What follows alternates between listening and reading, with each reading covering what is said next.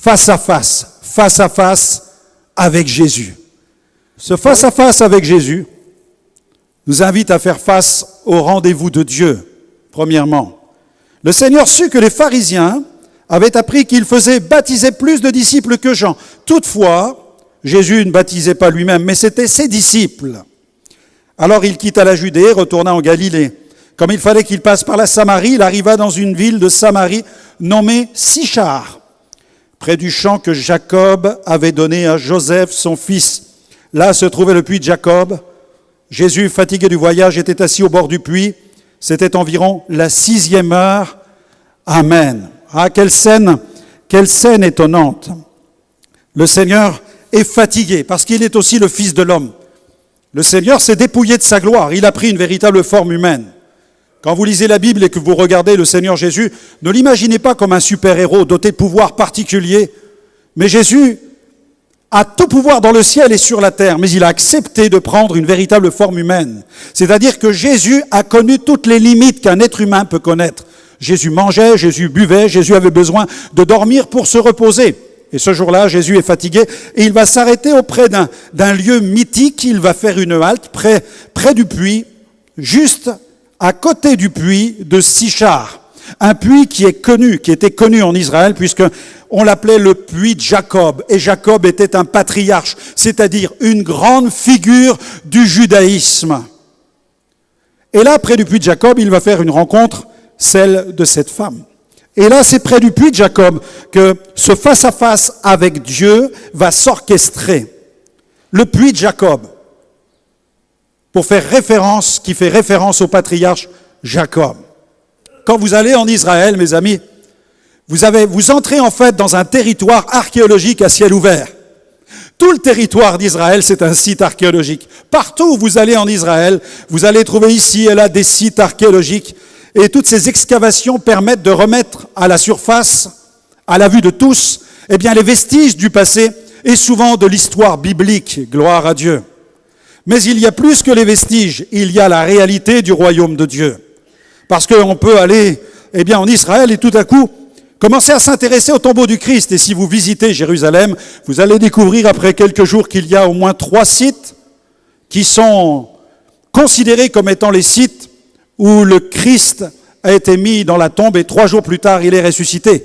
Et vous dites, mais comment le Christ, eh bien, pouvait-il être à 3 endroits en même temps? Ça n'est pas possible.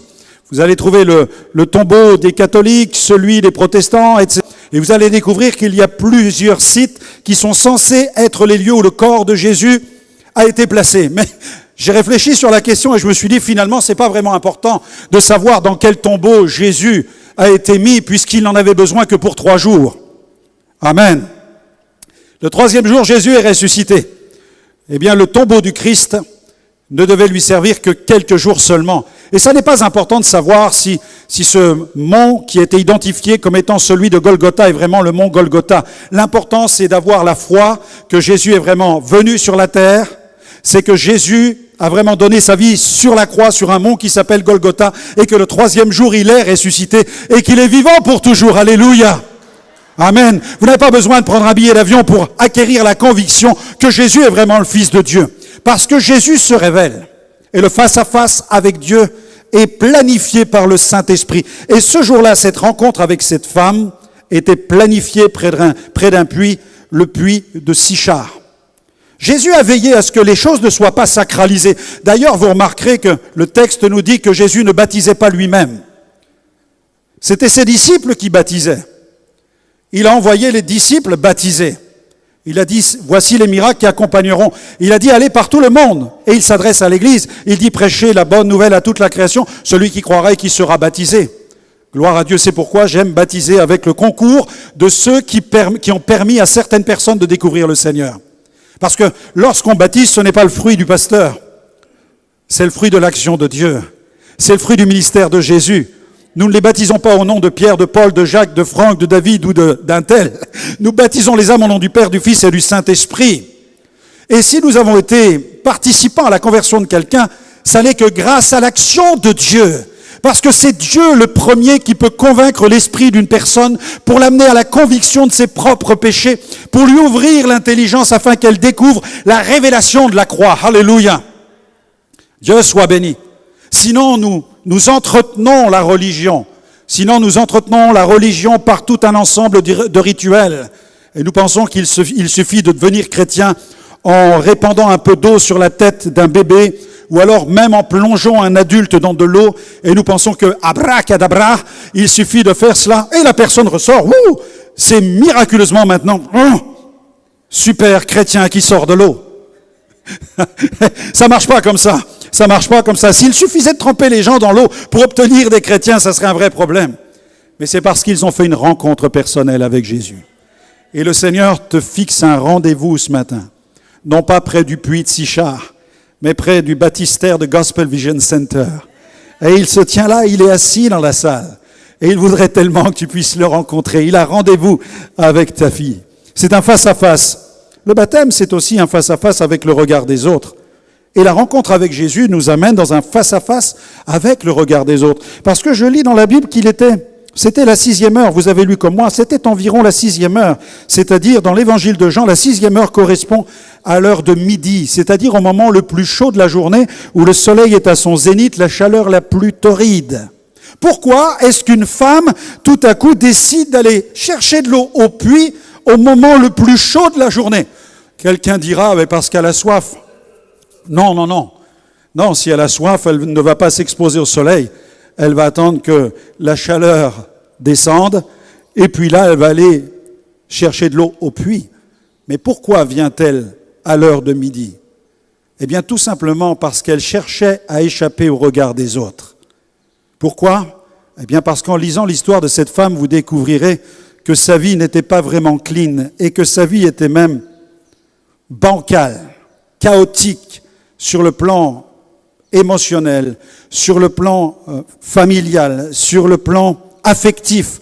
Cette femme avait besoin de découvrir la révélation de Dieu concernant cette relation que Dieu seul est capable d'instaurer entre un homme et une femme. Elle échappait au regard des autres. C'est pourquoi elle allait au puits, alors parce qu'elle savait qu'à l'heure de midi, il n'y aurait personne près du puits, que personne ne discuterait avec elle, que personne ne lui adresserait de reproches sur la façon avec laquelle elle vivait. Elle rasait les murs, elle essayait d'échapper au regard des autres, mais Dieu soit béni, elle n'a pas échappé au regard de Jésus.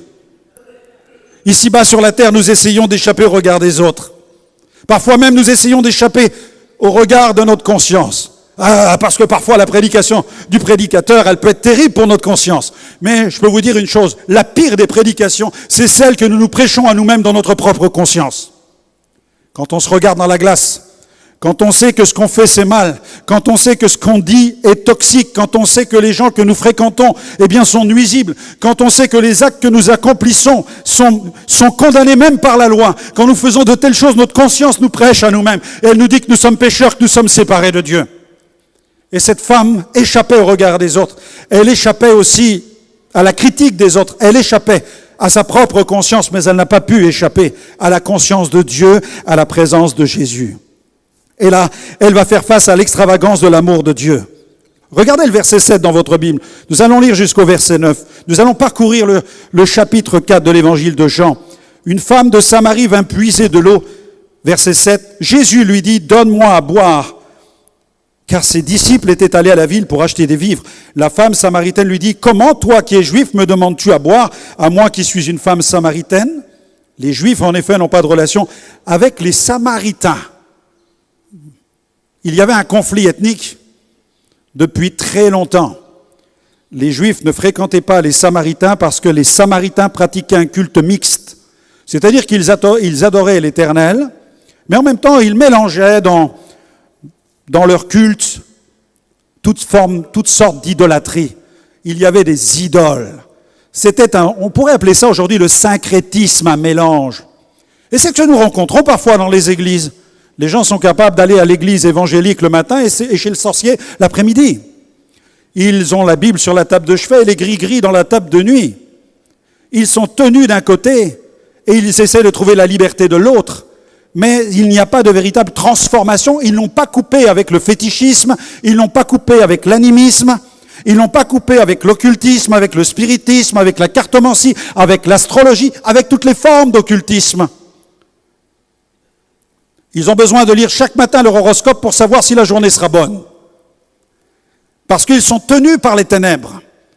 Et ils ont besoin d'une véritable délivrance. Et les Samaritains cherchaient à s'adresser à Dieu. Ils avaient switché la montagne de Jérusalem, la ville de Jérusalem, le temple de Jérusalem. Ils avaient créé leur propre haut lieu sur le mont Garizim. Et sur ce haut lieu, ils allaient chercher Dieu, leur concept de Dieu. Mais ils n'avaient pas une relation personnelle avec Dieu. Mais Jésus, lui, va bouleverser cette femme. Pourquoi? Eh bien, parce que d'abord, Jésus est un homme. Et en tant qu'homme, il s'adresse à une femme en plein jour. Et à l'époque, ça n'était pas convenable qu'un homme puisse user de cette liberté pour s'approcher d'une femme et discuter en intimité comme cela, face à face avec elle. C'était très mal perçu. Jésus est un homme qui s'adresse à une femme. Jésus est un juif qui s'adresse à une samaritaine. Et Jésus est un homme saint qui parle à une femme pécheresse. Nous avons là, eh bien, toutes ces oppositions, ces divergences qui les opposent. Et Jésus lui dit, mais t'as pas encore compris l'extravagance de l'amour de Dieu. Parce qu'il lui dit, si tu connaissais le don de Dieu, c'est toi qui lui aurais demandé à boire. Parce qu'habituellement, c'est l'homme qui dit à la femme de le servir. Mais Jésus est en train de lui dire, t'as pas compris que je suis là pour te rencontrer. Parce que si tu connaissais le don de Dieu, si tu le connaissais, toi-même, tu aurais demandé à boire. Une femme de Samarie vint puiser de l'eau. Jésus lui dit, donne-moi à boire. Et cette question va la bouleverser parce que c'est un juif qui lui dit, donne-moi à boire. C'est lui qui demande. C'est lui qui lui dit, demande-moi. Je veux te servir. Je veux te bénir. Je veux te transformer. Je veux visiter ta vie, je veux te libérer, je veux remplir ta vie intérieure, je veux briser tes chaînes, je veux que tu sois libre. Ça, c'est le plan de Dieu, alléluia. Et au verset 10, regardez, Jésus dit, si tu connaissais le don de Dieu et celui qui te dit, donne-moi à boire, tu l'aurais toi-même demandé à boire et il t'aurait donné de l'eau vive. Il ne t'aurait pas menti, il ne t'aurait pas raconté toutes sortes d'histoires, comme les gars sont capables d'en raconter aux filles. Jésus lui dit, moi je ne vais pas te raconter d'histoire. Il est en train de lui dire, tu sais, moi je suis un homme mais je ne vais pas te mentir. En disant cela, Jésus est en train de dire, de souligner le fait que cette femme a souvent été victime de ses émotions. Elle a souvent eu besoin d'être réconfortée par un homme. C'est pourquoi Jésus va lui dire, tu as eu 5 maris et celui qui est avec toi n'est même pas ton mari. Tu as eu besoin d'avoir plusieurs hommes dans ta vie pour te consoler, pour t'apporter de l'amour, mais visiblement, ils ont abusé de toi et ne t'ont pas donné ce que ton cœur avait besoin. Et si tu connaissais le don de Dieu, toi-même, tu m'aurais demandé à boire et tu sais que l'eau que je t'aurais donnée, eh bien, ça aurait été de l'eau vive. Je ne t'aurais pas menti sur l'eau que j'avais promis de te donner. Gloire à Dieu. Le Seigneur ne veut pas te mentir. Nous ne vendons pas du rêve. Nous apportons et nous prêchons la réalité. Jésus, lui, est capable de te combler parfaitement. Si tu connaissais le don de Dieu, si tu connaissais vraiment Jésus, toi-même tu lui dirais ce matin, Jésus, sois mon roi. Tu lui dirais, Jésus, sois mon Dieu. Tu lui dirais, Jésus, transforme-moi. Tu ne lui dirais pas seulement, Jésus, guéris-moi, Jésus, libère-moi, Jésus, donne-moi de l'argent. Non, il y a plus que cela. Il y a mieux que cela. À quoi ça sert de devenir l'homme le plus riche du cimetière? Des gens veulent venir à Dieu pour avoir plus d'argent. Dieu est capable de pourvoir à tous tes besoins avec richesse et gloire en Jésus-Christ. Amen. Mais si tu enfermes Jésus simplement dans un Dieu qui est un jackpot qui va t'apporter de l'argent, tu passes à côté de l'évangile. Dieu peut pourvoir à tous tes besoins. Amen. Mais il veut surtout transformer ta vie par la puissance du Saint-Esprit. Il veut t'apporter la richesse qui vient du ciel. Il veut t'apporter le vrai bonheur, la vraie richesse, celle de le connaître personnellement et d'être transformé par lui. Si tu connaissais le don de Dieu et celui qui te dit « donne-moi à boire », tu lui aurais toi-même demandé à boire et il t'aurait donné de l'eau vive. Ce matin, tu dois faire face au vrai Jésus, le vrai Jésus. Regardez le verset 10. Si tu connaissais le don de Dieu et qui est celui qui te dit « donne-moi à boire », tu lui aurais toi-même demandé à boire, il t'aurait donné de l'eau vive. « Seigneur, lui dit la femme, tu n'as rien pour puiser et le puits est profond. D'où aurais-tu donc cette eau vive? Es-tu plus grand que notre père Jacob, qui nous a donné ce puits et qui en a bu lui-même, ainsi que ses fils et ses troupeaux? » Jésus lui répondit, « Quiconque boit de cette eau aura encore soif. Mais celui qui boira de l'eau que je lui donnerai n'aura jamais soif. Et l'eau que je lui donnerai deviendra en lui une source d'eau qui jaillira jusque dans la vie éternelle. » Amen. Il est en train de lui dire, à chaque fois que tu vas venir près du puits, il faudra que tu prennes ta cruche avec toi. Mais il lui dit, si tu acceptes que je sois le don de Dieu pour ta vie, tu vas devenir un puits pour l'éternité. Amen. Tu n'auras plus besoin d'apporter ta cruche. Tu vas devenir une source. Alléluia.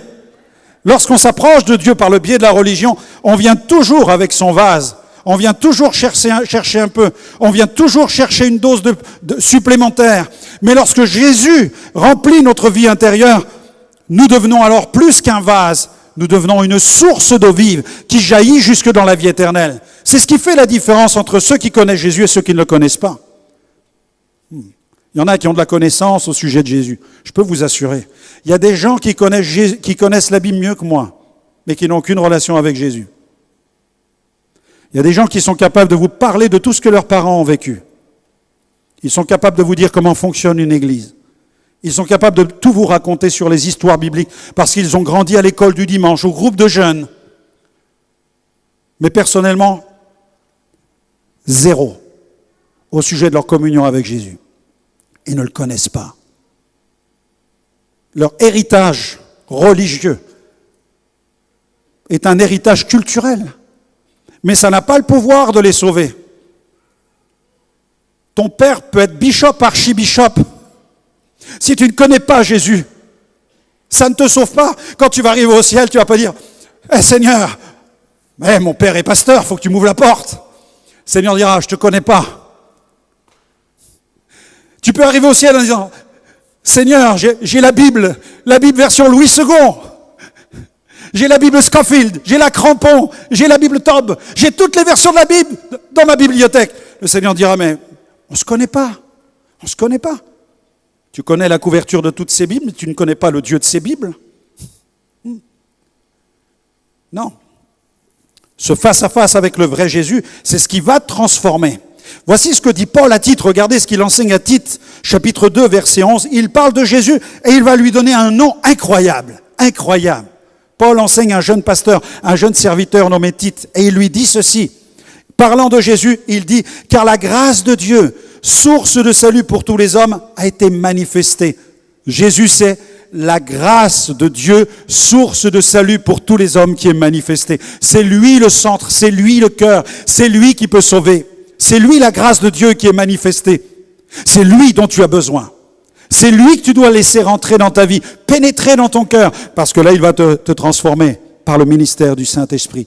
Le Saint-Esprit va te rencontrer profondément. Il va venir sur le terrain de cette séparation, de ce conflit qu'il y a entre toi et Dieu.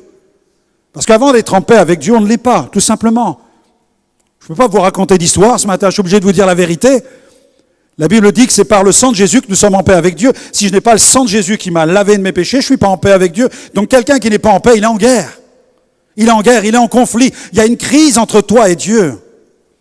Et tu as besoin de mettre un terme à cette crise en faisant la paix avec le Père au travers de Jésus-Christ qui a donné sa vie sur la croix pour tes propres péchés. Lui, il a versé son sang pour toi. Et la Bible dit, Paul le dit, il parle de Jésus. Et quand il parle de Jésus au serviteur Tite, il lui dit car la grâce de Dieu, source de salut pour tous les hommes, cette grâce a été manifestée. Et il parle de la beauté du Fils de l'homme, de la beauté de Jésus. Voilà pourquoi il meurt sur la croix pour tes péchés. Voilà pourquoi il donne sa vie sur la croix pour toi. Pour que tu sois sauvé de tes péchés, que ta vie change. Parce que lorsque Jésus vient dans notre cœur et que le Saint-Esprit nous convainc de péché, alors par la foi, nous plaçons notre confiance dans ce que Jésus a fait. Et le sang du Christ nous lave de tout péché. Alors nous sommes lavés, nous sommes nettoyés, nous sommes purifiés. La Bible dit que nous devenons une nouvelle créature. C'est pas l'eau du baptême qui nous lave. C'est pas l'eau du baptême qui nous sauve. C'est le sang de Jésus qui nous lave de tout péché. Amen. C'est pas par la puissance de l'eau. Certains vont en Israël parce qu'ils veulent être baptisés dans le Jourdain. C'est un peu comme cette femme près du puits de Jacob. Ils se disent, mais si on me baptise dans l'eau du Jourdain, là, je vais être un chrétien invincible. Si vous avez un jour l'opportunité d'être baptisé dans le Jourdain, gloire à Dieu. Mais dites-vous une chose, l'eau du Jourdain n'a pas plus de puissance que l'eau du robinet. Amen. C'est la foi de celui qui plonge dans l'eau qui est importante. Sinon, il faudrait qu'on déménage toutes les églises en Israël pour trouver une terre sainte. Le péché s'est répandu comme une plaie en Israël. Sinon, Jésus ne serait pas venu en Israël. Dieu soit béni pour le dessein extraordinaire que Dieu a pour Israël. Et j'aime étudier Israël, je prie pour Israël et je prie pour la paix de Jérusalem. Amen. Mais je crois aussi que l'évangile doit être prêché sur toute la planète. C'est ce que Jésus a dit. A commencé par Israël. Il a commencé en Israël avec Jésus et avec ses apôtres. Et ensuite, ils sont allés de par le monde prêcher la bonne nouvelle.